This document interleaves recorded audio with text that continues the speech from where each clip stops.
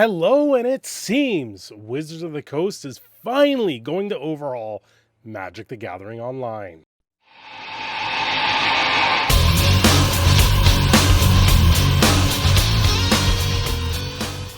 So yes, that's right. It seems MTGO, or Magic the Gathering Online, is finally going to do something about their client. Their client, it's not one that I can say is a AAA game. It's not one that I can put up on a pillar and say it's an amazing client, because it's not.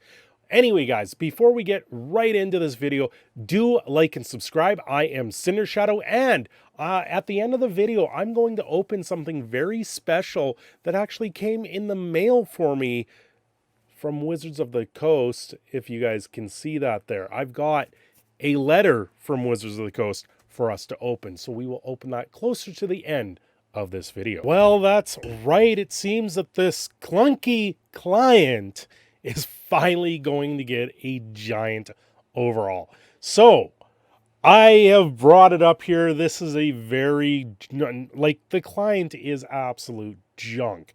This game has needed an overhaul for many years. There is so many bugs with cards. There's so many things going wrong with this program for Magic the Gathering Online. Generally, I have avoided it. And also, it's the monetization of it, of playing this game. There is no real free-to-play access sort of to this game, but you can start kind of getting there. There's a few freer events, and then they start to get you, like the one that they're showing on screen there was a free entry event. So you can start to kind of build. There's certain ways that you can like rent decks from publishers, or from I don't know if it's Goldfish, and one of the sites on there. There's also a lot of bots. There's been a myriad of a lot of problems with Magic the Gathering Online, including password theft and sell-offs of collections.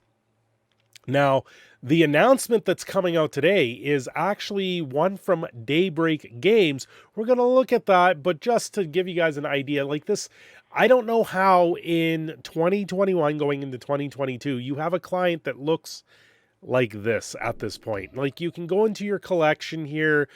This is what I have. I don't have much on here. I only was able to get a account going thanks to someone that was that used to come around the channel quite frequently, but thanks to them I was able to get that. I did one draft on my account. This is, I believe, back in the War of the Spark days. My username is Cindershadow if anyone wants to send me friend requests on there. But like, the avatars that I have are very limited. There's lots of avatars, but really the client is very similar to where Chandelure was, which was a very old school game by Microprose. I believe it was back out in Windows 95 era game. You can still play the game today. I believe it's Abandonware is what it's called. So there is links that you can go find that game if you guys want to try some very old school Magic. But this MTGO client is very similar to that, and it is glitchy. It is slow. Like, you click between things. It's got cues, but the visualization of the game is very poor. And for me, I haven't been able to sit there and dump money into this. This is something I don't generally do, because to me, at $3.99 a booster pack, I would rather go buy a physical pack, because they're about $4.50 Canadian to $5 for a booster pack. Boxes are a different matter, but in a lot of cases, I have I can go to stores here and they sell like a 10-pack deal for like $40 or something like that. Or you go out and buy a bundle, and the bundle in that sense is the way to go. But the client overall is just one that I won't generally play, because it looks bad. It is very glitchy. It's very slow. Like, I'm trying to load up the trade screen there, and in real time, that's how long it takes to switch screens. Like, some of these are just that horrendous. The announcement coming out of Daybreak Games. They're a developer and publisher of other games, but it's Daybreak Games and Wizards of the Coast enter license agreement for Magic the Gathering Online. And I gotta say, it's about time that we see Magic or Wizards of the Coast actually hand the reins to someone to take over the client of this game. They have Arena. Arena is in... I don't know what to call Arena right now because I'm not happy with the way things have gone with Arena in the last month. It's a feel bad scenario for me even wanting to load up the game. I have completely removed it off all devices, so it's not something that I will be going back to unless drastic changes go back to the way things were with the game and the alchemy just disappears or something. Like the way they came out with all these new way of cards making things even more toxic, and making the environment of the game just not fun to sit there and play. Where Magic the Gathering Online, the one major fault I've seen with it is that you can chat to each other. Yeah, it's good if you want to have interaction with someone that's going to play nice, but chatting with people online in a random game turns out to be a very, very negative experience.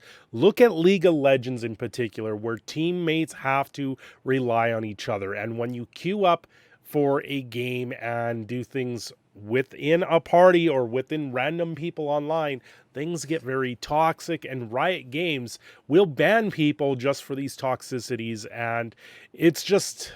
there's just too many things when it comes to in-game chats or trying to do voices, and it's the same thing when it comes to other indie style games and they have an open chat room where you can be in. A lot of people just take the advantage of it and take the road that a lot of people don't really care for. Yeah, you can turn them off. Yeah, you can mute them, but when you're trying to sit there and have a fun game and all you get is berated by people online, it can make a very negative experience, but at least it's there. I believe that the in-game chat, if you get friendly people, there is just as many positive experiences from it as well. Now, Daybreak Games, Wizards of the Coast, and Magic the Gathering Online. Daybreak Games, a leading global publisher and developer of multiplayer online games, today announced it entered into a long-term license agreement with Wizards of the Coast to develop, provide live service, and publish Magic the Gathering Online, the online version of the fabled tabletop game Magic the Gathering. Quote, "We are very excited to partner with Wizards of the Coast on yet another venture and add Magic the Gathering Online among our portfolio of iconic online multiplayer games," said G. Ham, CEO of Daybreak. "We are looking forward to not only continuing the line service, but also to further invest and improve upon Magic the Gathering Online experience as the most authentic representation of the iconic tabletop game online for years to come." So, if that's the case, that means you're going to maybe be able to monetize through dice, sleeves, really step it up what you're going to monetize, because when everything's said and done, they need to make money on these games for them to survive. So if you can incorporate a different way of monetization, like they were doing with Magic the Gathering Arena with the cosmetics, but then they've pushed the greed to the next level with having to spend upwards to thousands of dollars for your wildcard collection to be able to complete decks in the game. They've taken the monetization to a completely next level for Magic the Gathering Arena, and as a free-to-play player for Arena, that's one of the reasons why I had to walk away from the game. But for online, to this day, I still have my reservations for this. This is, I think, a very positive direction for the game to go. I hope that they bring in some sort of response where people can turn around and be able to start building a collection without having to solely rely on monetize paying money to get into the game, much like Arena was. Not so much anymore. Arena more feels like if you're not dropping money into the game, you're not going to be able to build your collection. Where with Magic the Gathering Online, some people have turned it into a online day trading sort of scenario where they can sell and buy cards and actually make money on this game themselves and financially support themselves. I for one, I don't care for something like that. I want to support myself, but not through a third-party video game like Magic the Gathering Online. It reminds me of the days back with the auction house of Diablo 3. So it is very interesting to see. It's a much needed change for the game. I gotta say that it's an absolutely horrendous nightmare of a game to go through if you don't know what you're doing, like myself. It's very daunting of a task to want to pick up this game. So hopefully they bring in a way for newer players like myself would be to enter into Magic the Gathering Online and actually have a fun time with it. So Daybreak Games, about them, they're wholly subsidiary of Anad Global 7. EG7 is a leading global publisher and developer of multiplayer online games, best known for its blockbuster hits and franchises such as EverQuest, EverQuest 2, PlanetSide 2, and DC Universe Online. Daybreak also publishes The Lord of the Rings Online and Dungeons and Dragons Online for Stone Games. The forward-thinking publisher, developer, and creator of compelling online entertainment is variety gaming platform, is headquarters in San Diego and has a development studio in Austin, Texas, blah, blah, blah. We all know Wizards of the Coast, but I don't know much about Daybreak Games. Maybe we should look into this because a couple of those titles there, like EverQuest is pretty big. DC Universe Online, I didn't know that was doing so well. H1Z1 Battle Royale and PlanetSide 2. I mean, okay, I don't know much about them. I know EverQuest was a pretty big game back in its day and not so much now. So we'll have to wait to see where this lands. Hopefully, my fingers are crossed on this one that Wizards of the Coast has picked a decent way to turn around and make Magic the Gathering Online an actual better experience than what it is right now. Like I said, it's not a game that I sit there and will pick up very easily. I've done one draft in the thing and I found it very clunky. I found it it's very decently set up for the deck building aspect of the game, but not so much for playing the client and just playing the game in general. So I do hope the best for it. But there is other questions that do come forward here and such. What is going to happen with Magic the Gathering Arena? Is it now seeing the lifespan of Arena? Is that maybe at its end with this announcement? As all of you know, I am still going to cover the odd topic on Magic the Gathering on the channel. Most of the stuff on this channel was Magic the Gathering. So from time and time again, I will end up covering it, maybe continuing, trying to make maybe one story a week with Magic the Gathering. But like I said, I did receive the letter from Wizards of the Coast. So we're going to open that here. Guys, don't forget to like and subscribe to the channel if you want more content. If you want me to cover more Magic the Gathering content, let me know as well, because I'm hoping going into spoiler season, we can do that as well. This is actually a really nice, whoa, the card fell out. I'll show you guys that in a minute. This comes with a Magic the Gathering card. Actually, I'm actually really impressed. I've seen these online. I've seen people opening a lot of these online, and I'm really quite blessed to still be able to get these.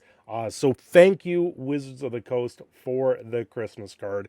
You know, at these times of the years, it's kind of a reflect back on where things are for the year and where things are. And like I said, I still will cover Magic the Gathering news. Every once in a while, when something like this crops up, it is important to me and important to you guys as the viewers, the ones that do still want to hear that topic. So I will try and still cover it when I can, even though we've been covering more of the pop culture stuff here.